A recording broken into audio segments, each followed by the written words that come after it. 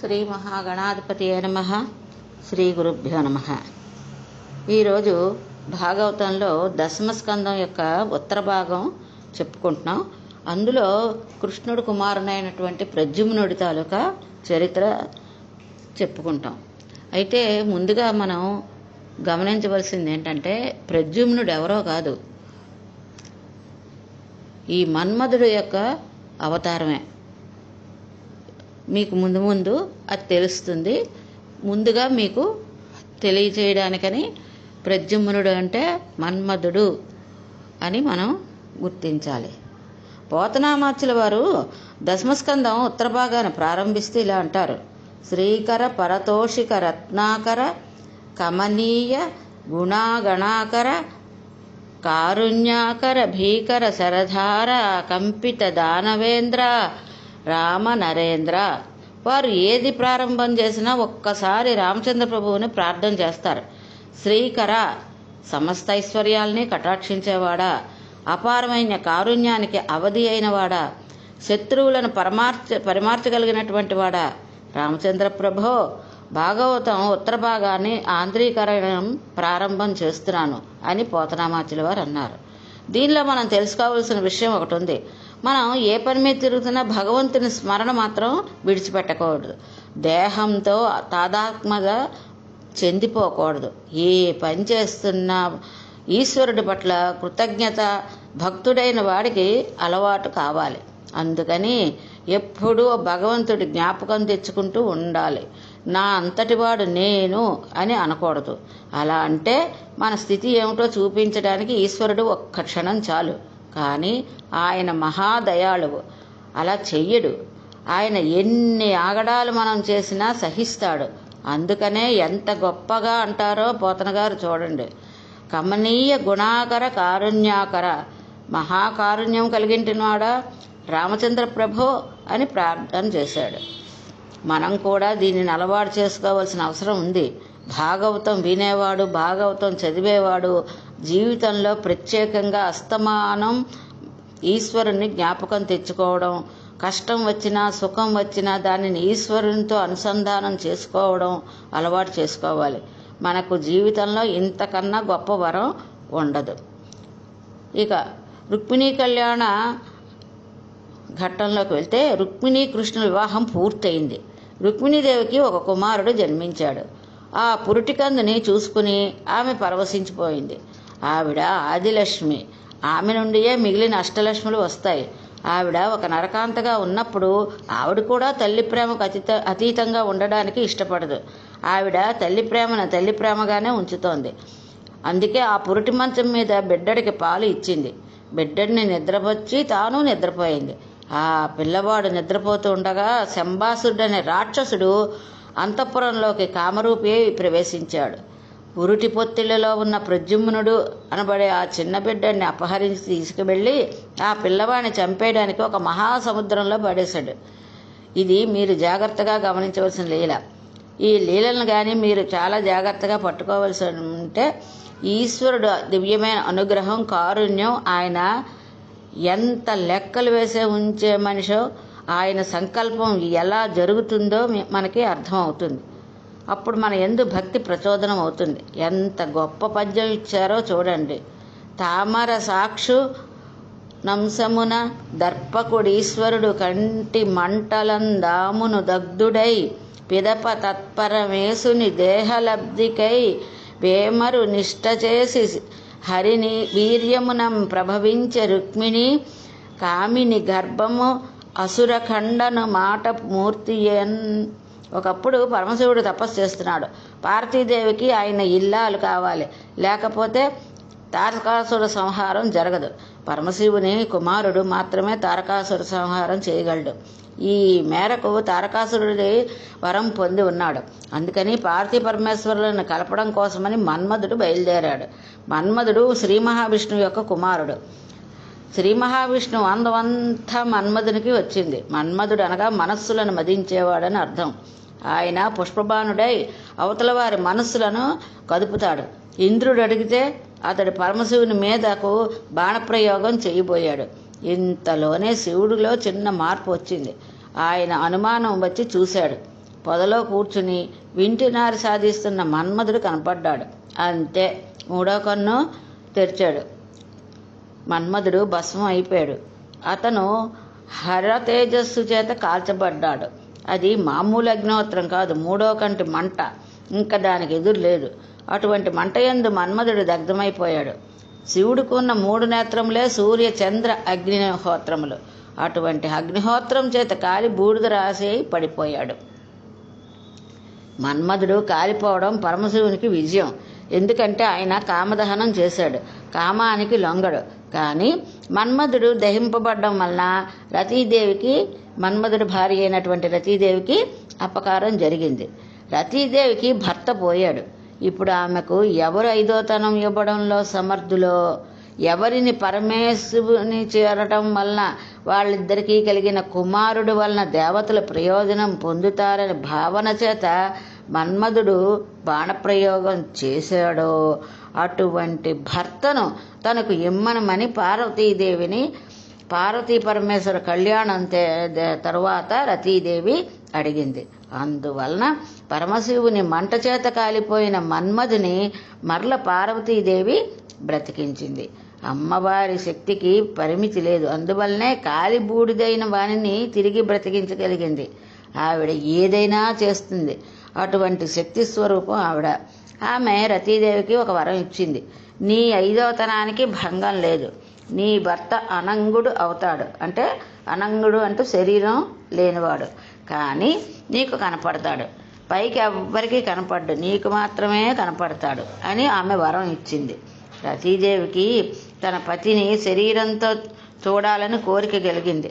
అప్పుడు పరమశివుడు మన్మధుడితో అన్నాడు, వచ్చేసారి శ్రీమన్నారాయణుడు శ్రీకృష్ణుడిగా అవతరించినప్పుడు నీవు ఆయనకు కుమారుడుగా జన్మించేదవు కాక, అప్పుడు రతీదేవి నిన్ను శరీరంతో చూడగలదు అని వరం ఇచ్చాడు. అందువల్ల ఈ పుట్టిన మన్మధుడు రాక్షస సంహారానికి శ్రీమన్నారాయణుడే మరొక అవతారం ఎత్తేటట్టుగా ఉన్నాడు. అప్పుడు హరుని కంఠమంటి చేత కాలిపోయిన వాడు ఇప్పుడు శ్రీకృష్ణ పరమాత్మకు కుమారుడిగా జన్మించాడు. భూదేవి వెళ్ళి ప్రార్థన చేస్తే శ్రీమన్నారాయణుడు తాను రాక్షస సంహారం చేసి భూభారం తగ్గిస్తానని అభయం ఇచ్చాడు. ఇప్పుడు ఆయన ఒకటి, ఆయన కుమారుడు ఒకటి కాదు కదా, ఈయన కూడా రాక్షస సంహారం చేయవలసింది. ఈ మన్మధుడైనటువంటి ప్రద్యుమ్న కుమారుడు పుట్టగానే ఈయన వల్ల మరణించేవాడు ఒకడు ఉన్నాడు, అతని పేరు శంబాసురుడనే రాక్షసుడు అని వానికి తెలుసు. తన మృత్యువుకు ఏది కారణమని భావించాడో దానిని తీసివేసే ప్రయత్నం చేశాడు శంబాసురుడు. అందుకని శంబాసురుడు ప్రద్యుమ్నుని సముద్రంలోకి పడేశాడు. పిల్లవాడు చచ్చిపోయి ఉంటాడని భావించి తన గృహానికి వెళ్ళిపోయాడు శంబాసురుడు. కానీ ఈశ్వర సంకల్పం చేత ఆ బాలుడు బతికాడు. విచిత్రం ఏంటంటే ఆ పిల్లవాడు శంబాసురుని ఇంటికే వచ్చాడు. శంబాసురునిచే విసిరివేయబడిన వాడిని ఒక చేప మింగింది. ఆ చేప జాలర్లు వేసి బయటికి తీసి ఒడ్డుకు వచ్చి రంపంతో ఆ చేప కడుపు కోయగా కడుపులో చంటి పిల్లవాడు కనపడ్డాడు. ఆశ్చర్యపోయారు. ఆ పిల్లవాడిని కానుకగా శంబాసురుడికి ఇద్దామని వాళ్ళ ప్రభువు అయిన ఆ శంబాసురుడికి వద్దకు వెళ్ళి జరిగింది చెప్పారు. శంబాసురుడు మాయకు వసుడయ్యాడు. ఈలోగా రతీదేవి తన భర్త మన్మధుడు కృష్ణ పరమాత్మకు కొడుకుగా ఈ మాంసనేత్రంతో చూడగలవాడుగా పుడతాడని ఎదురు చూస్తోంది. అందుకని రతీదేవి అనే పేరుతో శంబాసురుని వంటశాలలో చేరింది. ఈమె శంబాసురుని వద్దకు వెళ్ళి ఆ పిల్లవాడిని తనకిమ్మని తాను పెంచుకుంటానని చెప్పింది రతీదేవి. అంటే వంటశాలలో మాయాదేవిగా చేరినటువంటి రతీదేవి. ఆ పిల్లవాడిని ఆమెకి ఇచ్చేశాడు శంబాసురుడు. ప్రపంచంలో ఎవరైనా తన భర్తను భర్తగా మాత్రమే చూడగలరు, కానీ భర్తను పసిపిల్లవాడిగా రతీదేవి సాకింది. ఈయన పెరిగి పెద్దవాడయ్యాడు. రతీదేవి తన భర్త అనే భావనతో పెంచి పెద్ద చేసింది. ఆయనకు తాను మన్మధుడని తెలియదు, రతీదేవికి తెలుసు. ప్రద్యుమ్నుడికి యవ్వనం వచ్చిన తర్వాత ఈమె ప్రవర్తనందు చేష్టితములు కనిపెట్టాడు.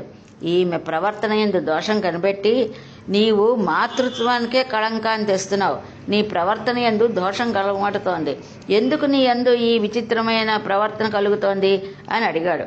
అప్పుడు ఆవిడ జరిగిన విషయం అంతా తెలియజెప్పి ఆ అమ్మకు ఉన్న కష్టాన్ని పరిమార్చి నీవు మరల అమ్మ వద్దకు చేరవద్దా అని అడిగింది. ఆయనలో ఉన్న మాతృభావాన్ని ఎవరి వైపుకు తిరగాలో వారి వైపుకే తిప్పింది. అవతార ప్రయోజనం పూర్తి చేయిస్తోంది. అప్పుడు ప్రద్యుమ్నుడు ఉత్తరక్షణం, నేను నా తల్లిని చేరుకోవాలనుకుంటున్నాను కాబట్టి నేను వెంటనే శంబాసురుణ్ణి చంపేస్తానన్నాడు. అప్పుడు ఆమె, నీవు అంత తొందరగా వాడిని చంపలేవు. వాడి దగ్గర గొప్ప మాయలున్నాయి. ఆ మాయలను విజయించడం ఎవరి వల్ల కాదు. కాబట్టి నీకు ఇప్పుడు ఒక మంత్రోపదేశం చేస్తాను. ఒక విద్యను నీకు ఉపదేశిస్తాను. ఆ విద్య పేరు మహామాయా విద్య అని ఆ విద్యను బోధ చేసింది. అమ్మవారికి 12 మంది ఉపాసకులు చెప్తారు. మనుశ్చంద్ర కుబేరస్య లోపాముద్రశ మన్మదః అగస్తి అగ్ని సూర్యశ్చ ఇంద్ర స్కంద శివస్తదా క్రోధ భట్టార కోదేవయ్య ద్వాదశాని ఉపాసకః. అంటే ఈ 12 మంది అమ్మవారి ఉపాసకుల గురించి విన్నా, వాళ్ళ గురించి చెప్పినా అమ్మవారి అనుగ్రహం కలుగుతుంది. అమ్మవారు పరమ ప్రీతి చెందుతుంది. అందుకే రుక్మిణీ కళ్యాణం పక్కనే ప్రద్యుమ్నోపాఖ్యానాన్ని ఇచ్చారు. స్త్రీలు పెళ్ళైన తర్వాత మాతృత్వాన్ని కోరుకుంటారు. ఆ మాతృత్వాన్ని నిలబడ్డానికి మహామాత అనుగ్రహం కావాలి. అందుకని రుక్మిణికి ప్రద్యుమ్నుడు పుట్టడాన్ని అడ్డుపెట్టి అమ్మవారు అనుగ్రహాన్ని పోతన గారు కథలోకి తీసుకొచ్చారు. చూడండి ఆయన ఉపకారం. ప్రద్యుమ్నుడు మహామాయాతత్వం పొంది శంబాసురుని మీదకి వెళ్ళి యుద్ధం చేశాడు. వాడికి ఈ సత్యం తెలియగానే తొక్కిన తాచులా లేచి ప్రద్యుమ్నుడితో యుద్ధం బయలుదేరాడు.